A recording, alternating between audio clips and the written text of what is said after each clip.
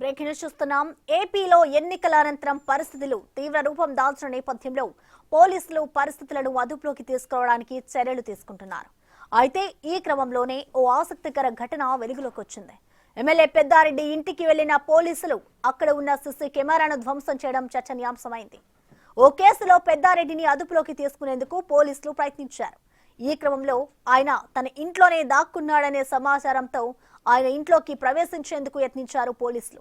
ఆ టైంలో తలుపులు గేట్లు పగలగొట్టి ఆయన ఇంట్లోకి ప్రవేశించినట్లు తెలుస్తోంది.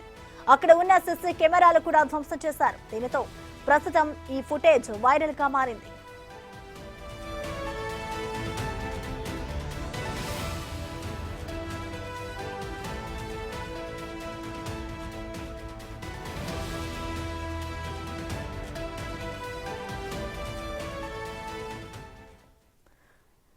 దీనికి సంబంధించిన పూర్తి సమాచారాన్ని మా ప్రతినిధి యోగానంద్ అందిస్తారు. యోగానంద్,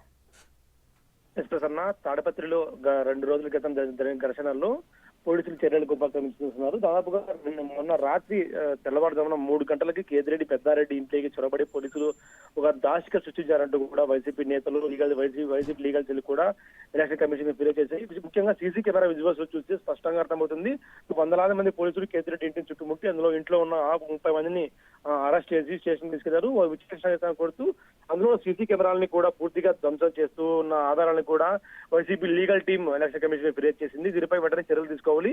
ముఖ్యంగా ఏఎస్పీ రామకృష్ణను సస్పెండ్ చేయాలంటూ కూడా ఎన్నికల సంఘానికి ఫిర్యాదు చేసింది. ఏఎస్పీ రామకృష్ణ ఆధ్వర్యంలోనే పోలీసులు కేతిరెడ్డి ఇంట్లోకి చొరబడి మరి ఇంట్లోని ఆడవాళ్లను, వృద్ధులను, మహిళలను, పిల్లలందరినీ కూడా భయభ్రాంతికి గురి చేశారంటూ కూడా ఎలక్షన్ కమిషన్ ఫిర్యాదు చేసింది. ముఖ్యంగా సీసీటీవీ ఫుటేజ్ ను తన ఆధారాలుగా సమర్పించింది.